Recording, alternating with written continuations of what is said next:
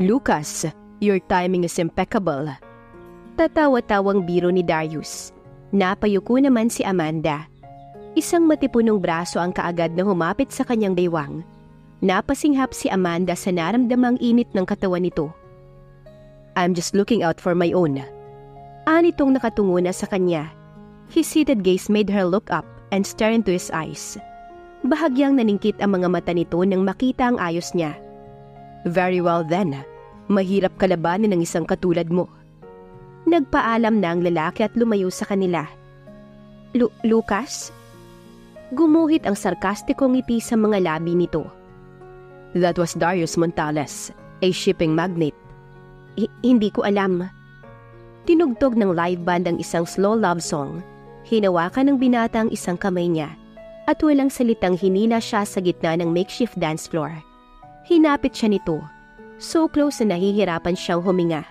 Pero kahit pa, mas masarap damhin ang yakap ng binata. They were swaying softly. Nakahilig ang ulo niya sa balikat nito and their arms were around his nape. Hindi ko akalain na magre-resort ka sa gate crushing para lang makabingwit ng mayaman at talagang pinili mo pa ang event na to. She tensed when she heard it. Iniisip ba nitong uninvited siyang nagpunta rito? And for the purpose of finding a suitable husband? So nakatanim na pala talaga sa isip ni Lucas na pera lang ang gusto niya. Hindi mo na kailangang paguri ng sarili mo. I'm richer than this man. Pwede kitang pakasalan kung gusto mo, Amanda. At bakit mo ako pakakasalan? Sa wakas ay gumana ang vocal cords niya. Her voice seemed alien to her. Humigpit ang pagkakayakap sa kanya ng binata. Napasinghap siya. Dahil gusto kitang makasama sa kama ko. He drawled. Tumatama ang hininga nito sa bahagi ng kanyang tenga. Isang nakakaliyong sensasyon ang lumukob sa dalaga. I know you want money. Magkakaroon ka ng marami kung pakakasal ka sa akin. His every word pained her. Pakiramdam niya ay isa siyang high-class na babae na kinukumbinsi nito na sumama dito ng isang gabi. Well, she might as well play the part. Kahit paano'y makapagsalita rin siya. Hindi mo ko kailangan pakasalan. Bahagya niyang inilayo ang sarili dito. He had a skull on his face. You can have me for this night, Lucas. Pero pinapauna ko na sa'yo. Mataas ang presyo ko. Naningkit lalo ang mga mata nito. But after a moment, he sneered. Siya naman ay nanliliit na. Pero kailangan pangatawanan na niya iyon. I can pay you a king's ransom, Amanda. He grabbed her hand and led her out of the ballroom. Sumakay sila sa isang private elevator. Pagdating sa penthouse ay ginamit nito ang keycard para mabuksan ang bachelor suite nito. Once inside, hinila siya kaagad ng binata at mariing hinalikan sa bibig. Lucas let her go. Umupo ito sandali sa sofa at may isinulat. She heard him rip a piece of paper. Isa iyong tseke. 10 million pesos.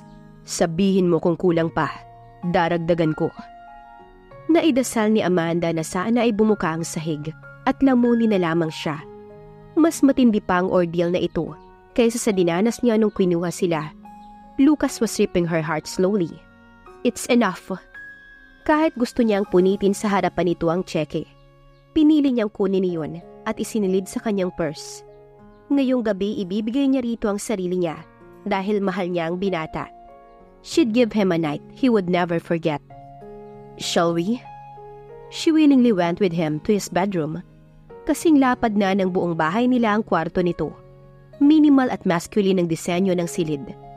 Hinawakan siya kaagad ng binata. Animoy gutom na sinakop nito ang kanyang mga labi. Itinulak niya ito at umatras. Don't play games with me, Amanda. Mapanganib ang tono nito. I'm not playing any games. There's no need to rush. We have all night. Tumaas ang isang kilay ni Lucas. Nginitian lang niya ito ng matamis. She went to the wall, covered with a floor-to-ceiling curtain. Hinila niya ang taling magbubukas sa kurtina. She almost gasped. Lucas' room had an overview of the metropolitan area. Yari sa makapal na salamin ng dingding, kaya kita niya ang tanawin sa labas. She could see the skyscrapers of Makati, pati na rin ang mabituing langit. at ang crescent moon na nagsilbing background ng buong syudad. Tumatago sa salaming dingding ang mapusyaw na ilaw ng syudad at ang liwanag na binibigay ng buwan. Sunod niyang ini-off ang ilaw sa silid. The room turned dim, with only the outside light to illuminate the interior. Nakasunod lang ang mga mata ng lalaki sa bawat kilos niya. Tumayo si Amanda sa gawing makikita siya nito. Her hand went up to unclasp the pin of her hair, at unti-unti niyang inaalis ang kasuotan. I can do this, aniya sa sarili. Sandali siyang pumikit at humugot ng malalim na hininga. Sunod-sunod na lunok ang ginawa ni Lucas habang nakatitig sa dalaga. Hindi niya hiniwalayan ng tingin ang bawat kilos nito. Nagulat siya nang makita ito sa ballroom. Hindi niya alam kung bakit ito naroon. He wanted to ignore her, but he could not resist the magnetic force which drew him to her. Lalo't nakita niya itong nilapitan ni Darius. Pakiramdam niya ay tinapakan nito ang ego niya nang tumanggi itong magpakasal sa kanya. He really meant it. He really wanted her to be his wife. Wala na siyang pakialam kung pera lang ang habol nito. Hanggang ngayon ay hindi pa rin niya maintindihan kung bakit. Bagaman ni-reject nito ang marriage proposal niya, ay narito ito ngayon sa harapan niya at willing na ibigay sa kanyang iniingatan nito. He could never understand her reasons. Pero hindi ibig sabihin niyon ay tatanggihan niya ang kagandahang nasa kanyang harapan. Kanina pa siya nadadala kay Amanda. He held his breath when she stepped out of her last garment. She looked like a goddess, with her long hair framing her face, moonlight making her skin glow, highlighting her soft curves. Unti-unti itong humakbang palapit sa kanya. Napangisi si Lucas. He would definitely enjoy this night. Nang ilang pulgada na lang ang layo ni Amanda sa kanya, ay hindi pa rin niya ito hinawakan. He waited for her next move. Sa gulat niya ay ito rin ang nag-alis ng kasuotan niya. That's enough. Hinila niya ito patayo at nagkatitigan ang mga mata nila ng dalaga. Walang pag-alinlangan na lumapat ang labi ng binata sa dalaga. Hindi niya maipaliwanag ang nadarama niya, lalo na nang tugunin ni Amanda ang halik niya. Marahan niya itong inihiga sa kama at kapwa nila dinadama ang bawat isa. May kanya-kanya man sila na dahilan, pero hindi maitatanggi ng katawan at puso nila ang labis nilang pagmamahal sa isa't isa. Malayang ibinigay ni Amanda ang sarili sa lalaking pinakamamahal niya. Lucas woke up the next morning, finding himself alone in his big room. Wala na si Amanda, and if what they had shared last night was not enough to make him long for her, her sweet scent on the pillows did. Iritado siyang tumayo, determined to erase the most satisfying, most fulfilling night of his life from his mind. He took a cold shower, pero hindi magawang pahupain ng malamig na tubig ang kanyang katawan. The more nakalimutan niya ang naganap sa kanila, ay mas lalo lamang hindi nawawala sa puso niya si Amanda. Last night was a maddening experience and was worth 1,000 times more than the money he paid her, and he wanted to lose himself with her again. Ang problema ay wala na si Amanda, at pagkatapos ng mga sinabi niya rito, ay duda siya kung gugustuhin pa ng dalaga na makita siya. Padabog siyang lumabas ng shower. Kakatapos lang niyang magbihis at nakalabas na ng sala nang pumasok si Chris sa kanyang suite. Nasaan si Amanda? Tanong kaagad nito. Kumunot ang kanyang noo. Paano mo nalaman na kasama ko siya? Nakita ko kayong magkasama kagabi. So where is she? Natutulog pa ba siya? Okay na kayo? She's gone. Napawi ang ngiti nito. What do you mean she's gone? She left. Late last night or early this morning. I don't know. Basta wala na siya rito. Lumaylay ang mga balikat ni Chris. Hindi niya maunawaan kung bakit ganoon na lang ang reaksyon nito. Lucas, tell me you didn't. If you're going to ask if may nangyari sa amin, yes, I did. At hindi ko siya pinilit. We both wanted it. Besides, hindi naman siya lugi sa perang ibinayad ko sa kanya. Seryoso niyang saad. Hindi niya alam kung bakit nasaktan ang puso niya nang mabanggit niya ang pera. Namilog naman ang mga mata ni Chris sa pagkabigla. Binayaran mo siya? Nahihibang ka na ba? Yan ang pinakamalaking pagkakamaling nagawa mo, Lucas. Teka nga muna, bakit ba ganyan ka makareact?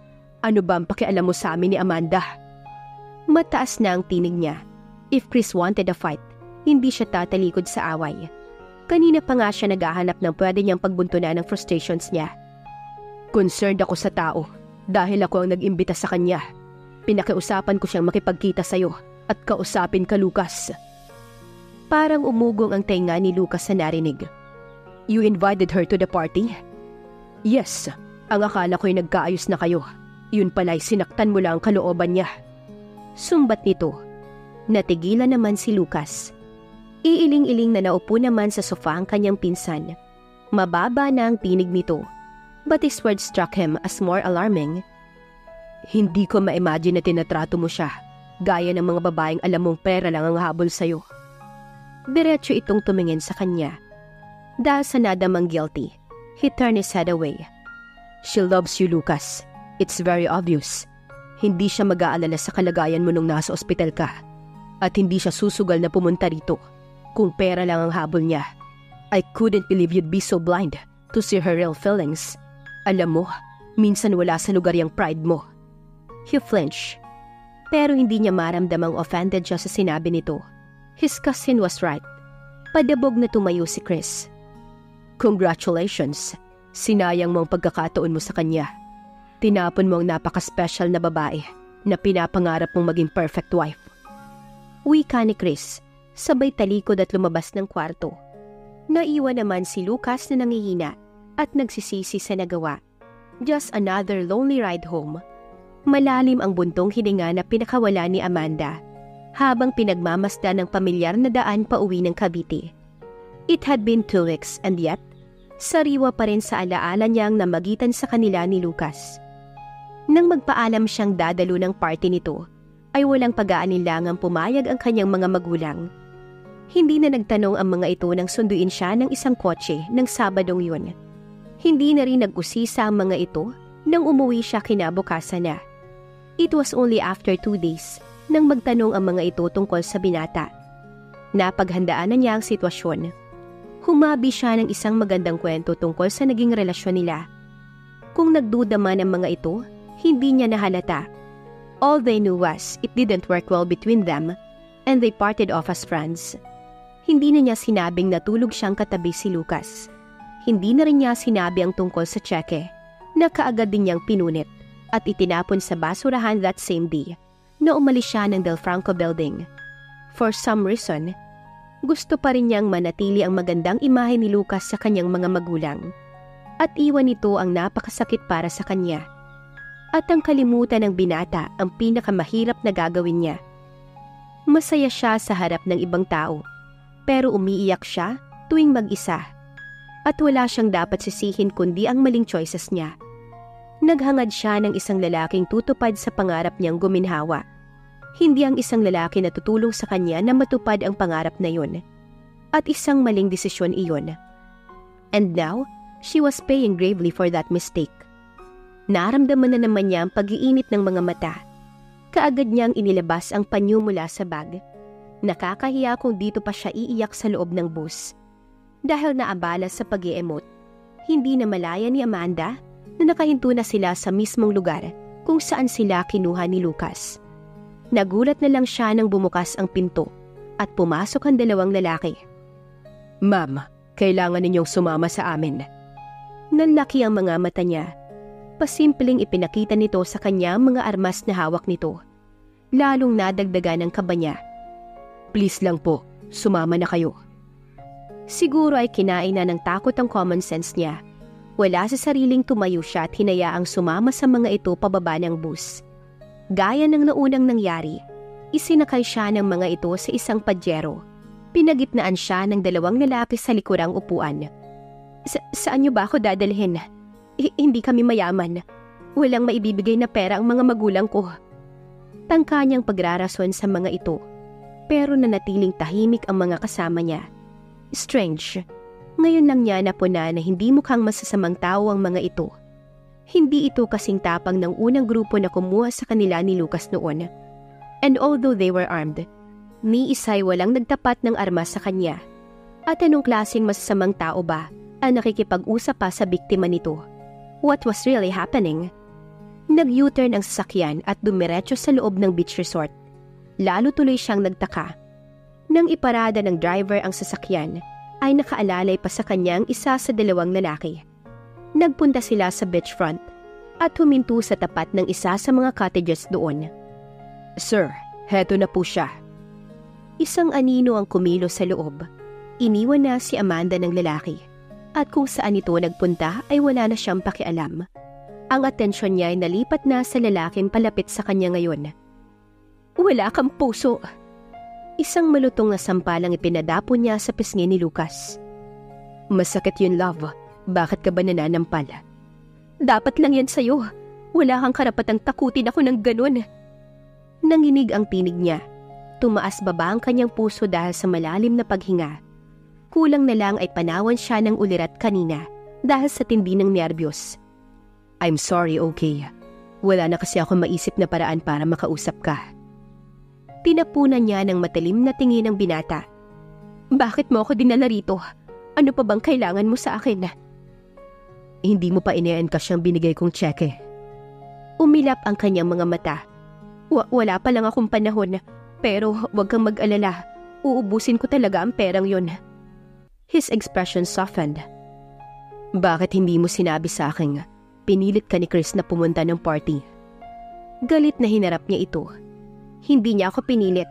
Pinakausapan niya ako dahil naiinis na siya sa'yo. Napaka-imposible mo raw. Ang akala niya ay mababago ka kapag nakita mo ako at nakausap. Pero mali ako." Chris was wrong. Hindi na niya idinagdag pa dahil pareho na nilang alam yun. "Bakit ka pumayag?" "Because I wanted to see you." She turned away again. Sinabi na niya ang totoo at inalis na niya ang kanyang pride. Hindi na niya ito bibigyan ng kasiyahan na makita pa siyang umiiyak. Pero hindi tinangka ni Lucas na makita ang kanyang muka. Matagal din ang katahimikang namagitan sa kanila bago ito muling nagsalita. "Remember when I said I want to marry you nung nagsasayaw tayo?" How could she forget? "I might have said the wrong reasons but I meant it, Amanda. I really want you to be my wife." "Bakit pa? Nakuha mo naman na ang gusto mo, di ba?" Noon niya naramdaman ang pagkabig nito sa kanya. Iniharap niya ang binata. Hinawakan nito ang kanyang muka para hindi siya makaiwas sa mga mata nito. "Because that night wasn't enough. Ayoko ng isang gabi lang. I want to be with you forever. Gusto kong mukha mo ang huli kong makikita sa gabi at ang una kong mamumulatan sa umaga. Gusto kong magkaroon ng maliliit at makukulit na replika mo. I want to marry you because I love you, Amanda. Wala nang ibang dahilan maliban dun. Ikaw lang ang babaeng nais at minahal ko ng ganito. At gagawin ko ang lahat para mabigyan mo lang ako ng pangalawang pagkakataon na maiparamdam ko sa iyo ang pagmamahal ko." Buong puso na saad ni Lucas. Namuo naman ang luha sa mga mata ni Amanda. "Mahilig ako sa pera. Uubusin ko lang ang kayamanan mo." "I don't care. You can spend as much as you want." Nanginig ang kanyang mga labi. "Hindi ako sosyal. Hindi rin ako masyadong maganda. Pagtatawanan ka lang ng mga kaibigan mo." "On the contrary, maraming nainggit sa akin nung nakita nilang kasama kita." "Mababa lang ang pinag-aralan ko." "You're smart and talented and beautiful and..." "Bakit ba ang tigas ng ulo mo? Hindi nga ako bagay sa'yo, Lucas." Naisubsob niya ang muka sa dalawang palad at umiyak. Narinig niya ang mahinang tawa ni Lucas. At pagkatapos ay naramdaman ng masuyong yakap nito at ang isang kamay nitong tinatanggal ang mga kamay niya sa kanyang muka. She stared at him with tears in her eyes. "Mahirap ba talaga para sa iyo ang aminin na mahal mo rin ako, Amanda?" Hindi sa ganun." "Then say it. I want to hear you say it. Wala na akong pakialam sa ibang bagay, Amanda. I just want you to be by my side." Lucas." He was staring at her expectantly. Narito ang isang lalaking tinawid ang boundaries ng social classification para lang mahalin siya. At mahal naman niya itong talaga. May lilinawin lang ako. Hindi talaga ako naghahangad ng pera. Ang gusto ko lang, mabigyan ng kaunting ginhawa ang pamilya ko. At mahal kita, kahit noon pang inakala kong konduktor ka. Kung pinansin mo lang ako nung initian kita sa terminal pabalik mo galing ng bakasyon, nalaman mo na sana." May himig pagtatampo ang tinig ng dalaga. Napatawa ang binata. Paano kita lalapitan? Enjoy na enjoy kang makipag-usap doon sa lalaking katabi mo. You mean si Maynard? Bumunghalit siya ng tawa. Kaya lang naman niya ako kinausap dahil gusto niyang magpalakad sa'yo. Ang laki kaya ng crush niya sa'yo. Napakamot ito ng ulo. Naaliw na ikinawit niya ang dalawang braso sa leeg nito. Masayang masaya talaga siya ngayong ayos na sila ni Lucas. Okay na ba tayo? Not yet. Inilapit nito ang mukha at hinalikan siya. At puno yun ng pagmamahal.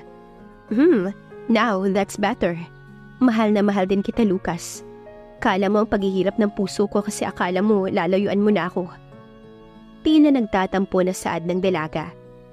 Sorry na love, tinalo ko ng pride ko. Pero babawi ako sa lahat ng kasalanan ko sa'yo. Ayos lang yun. Dahil ngayon, bawi ka na dahil bumalik ka. At naramdaman ko na mahal mo rin ako. Pero teka Lucas, sino ba yung mga sumundo sa akin? Mga bodyguards ko, kinuha ni Chris. Napatango na lang siya. Yung tseke, itinapon ko. Sandali itong natigilan. She felt his lips curve into a smile. At masuyo siyang hinalikan sa labi. Dito ba tayo matutulog? Tumango ang binata. Tinawagan ko na ang papa mo. Nagpaalam akong lalabas tayo. Napahagikik siya. Pumayag si papa? Yup, nagbilin lang. Kailangan daw pagbalik natin. Siguradong magkakaapo na siya. Namilog ang mga mata ni Amanda. Humalakak naman si Lucas at muli siya nitong niyakap. Napakasaya ng binata ng sandaling yun. Dahil sa wakas ay natupad na ang pangarap niyang magkaroon ng masayang pamilya kapiling ni Amanda. Kinabukasan ay masayang umuwi si Amanda sa bahay nila kasama si Lucas. Nagtapat na rin ang binata sa mga magulang at kapatid niya nang tungkol sa tunay na pagkatao niya. At nagpaalam na rin si Lucas na hingi ng kamay ni Amanda na sinang-ayunan naman ng magulang ng dalaga. Para sa magulang niya, mahirap man o mayaman ang binata, tanggap nila ito, lalo at alam daw ng mga ito na wagas ang pag-ibig ni Lucas sa kanilang anak. Kaya makalipas ang isang buwan na paghahanda, ay isang ingrandeng kasalang naganap sa isang resort, a beach wedding na dinaluhan ng mga mayayaman na negosyante, kilalang politiko at malalapit na pamilya, at kaibigan ni Lucas at Amanda. Labis naman ang kasiyahan ng mag-asawa, sapagkat alam nilang ito na ang simula ng panibagong buhay nila. Para sa kanila ay lahat ay gagawin nila para maging maganda ang pagsasama nilang mag-asawa at na-excite na sila sa pamilyang bubuuin nila. Sa pag-ibig magkakaiba ang pamantayan sa paghahanap ng taong makakasama habang buhay. Minsan ay tadhana talaga ang nagtatagpo sa kanila. Gaya ni na Amanda at Lucas dahil sa pagmamahal nila sa isa't isa. Kahit anong iwas nila ay sila pa rin ang tinadhana sa huli. At dito na po nagtatapos ang ating kwento. Sana ay muli ninyo akong samahan sa mga series stories na nais ko pang ibahagi sa inyo. Maraming salamat po.